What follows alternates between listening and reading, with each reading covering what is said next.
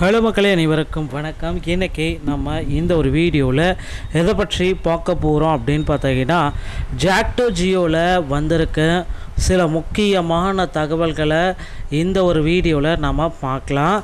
ஆசிரியர் பெருமக்களுக்கு டிஆர்பியில் வந்திருக்க முக்கியமான அப்டேட்டை பற்றியும் இந்த ஒரு வீடியோ உங்களுக்கு பதில் சொல்லும் அப்படின்றத நம்ம பார்க்கலாங்க. நீங்கள் நம்முடைய சேனலை முதல் முறையாக பார்க்குறீங்க அப்படின்னா மறக்காமல் ஒரு சப்ஸ்கிரைப் அண்ட் பெல்லை கிளிக் பண்ணி வச்சுக்கோங்க. ஸோ வாங்க இந்த ஒரு வீடியோக்குள்ளே போகலாம். ஸோ ஆசிரியர்களுக்கு ஒரு சில மகிழ்ச்சியான செய்திகளை வெளியிட போகிறாங்க நம்மளுடைய பள்ளி கல்வித்துறை அமைச்சர் அன்பில் மகேஷ் பொய்யாமொழி அவர்கள். ஸோ அதே போல் பார்த்திங்கன்னா இந்த ரிவைஸ்டு டெட்டுடைய பேப்பர் செலெக்ஷன் லிஸ்ட் எல்லாமே நீங்கள் பார்த்துருப்பீங்க. ஸோ எல்லாருக்குமே பார்த்திங்கன்னா நிறையா பீப்புள்ஸுக்கு பார்த்திங்கன்னா 60 மார்க் எடுத்தால் பாஸ் என்ற அறிவிப்பை வெளியிட்டிருக்காங்க அப்படின்றது எல்லாமே குறிப்பாக இருக்குது.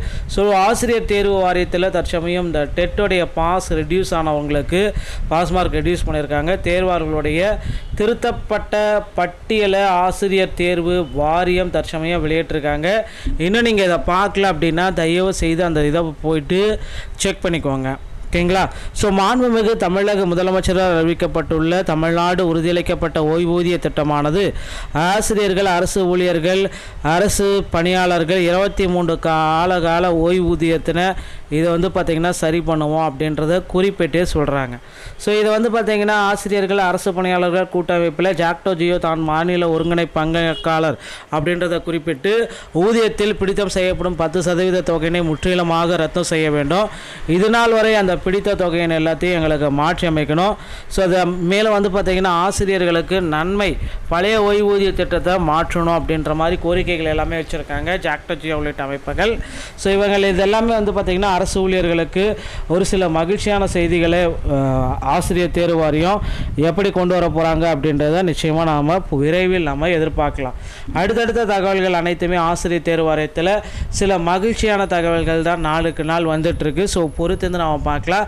அடுத்து இந்த 2013-17 டெட்டில் பாஸ் பண்ணவங்களுக்கு உண்டான போஸ்டிங் எப்போ போட போகிறாங்க, இதுதான் இப்போ ஒரு கேள்வியாக இருக்குது. ஏன்னா தேர்தல் காலம் இறுதி கட்டத்தில் இருக்கும்.